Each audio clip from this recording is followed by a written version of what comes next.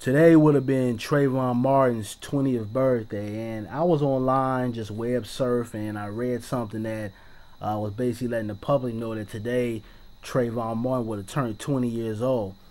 And when I read the article, it made me think about some of the misguided people that are within our community that use guns senselessly. They deal with self-hatred, and they want to kill somebody that looks like them, or kill another human being, or murder someone over tennis shoes or clothing, or because they live on another side of the street as them.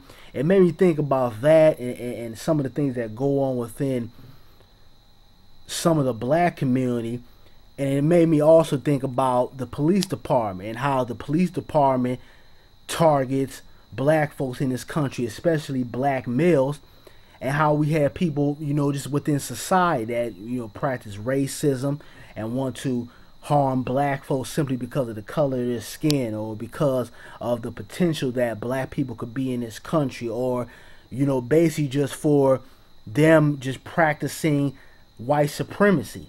And it made me really think about all the different adversities that, black people deal with. But it also made me think about the Trayvon Martin case in whole, and, how we got George Zimmerman, Pillsbury Doughboy, still out there breathing, eating like a human being, but, this young brother is in the ground somewhere. And a lot of people might look at the overall situation and say, we didn't get justice for Trayvon Martin, and we didn't get justice. That guy is still walking and breathing. He's able to create children, get married, etc., etc. But I'm not going to say that Trayvon Martin died in vain, because one thing I noticed after his death, a lot of people within the black community start to wake up about the conditions around us. They start to step back and understand that there's a big problem in America towards blacks. Even those people who, act silly all the time, don't really care about anything of substance, just all they care about is ratchet TV, and just senseless things that, really don't mean nothing at the end of the day. Even they start to wake up and really analyze and start asking questions, and, some of them even came out here and protest. And I think what his death did is it really snapped a lot of people out of this mindset as, we live in this we are the world type of America, which we don't, or racism is a thing of the past, or racial profiling is something that doesn't exist.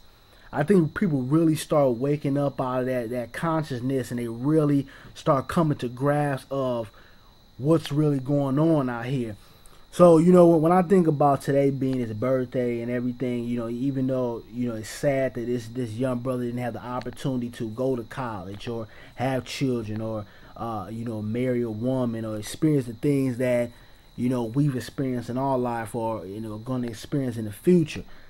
I think that his death really did wake up people. And if it wasn't for, people just waking up from his death and how that case was treated so poorly, I don't think people would have had that ambition or that fight to come out during the Mike Brown situation, and everything that happened in Ferguson, or just things that are going on every day. Those crimes or senseless killings by the police department that are not broadcast nationally. You might see them in the paper, or in the internet somewhere, but all these murders and all these senseless things that's going on to our people, to black folks in this country, is not always broadcast. And I think just Trayvon Martin, his death really snapped a lot of people out of it. And if we don't take anything away from his death, or this whole situation with him, and people just out here being outraged about the whole incident, I think we do need to understand that it has,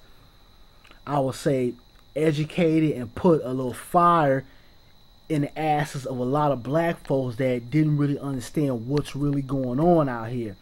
So, I just want to say, happy birthday to Trayvon Martin, the loving memory of him. My condolences still go out to his family, because I know they're still dealing with the loss of their child. You got to remember, this cat was 17 years old. To lose a child, that's rough. It's very rough. But That's all I gotta say. Happy birthday, Trayvon Martin. You know, his memory is still out here, and we can keep his memory alive by, you know, speaking truth to power and coming out here and really combating a lot of this stuff that's going on, these unjustly killings by the police department, or you know, from ignorant people within our community or outside of our community. That's how we can keep his memory alive, and really take a stance for a lot of things that are not right out here. But that's all I gotta say. I'm out. Peace.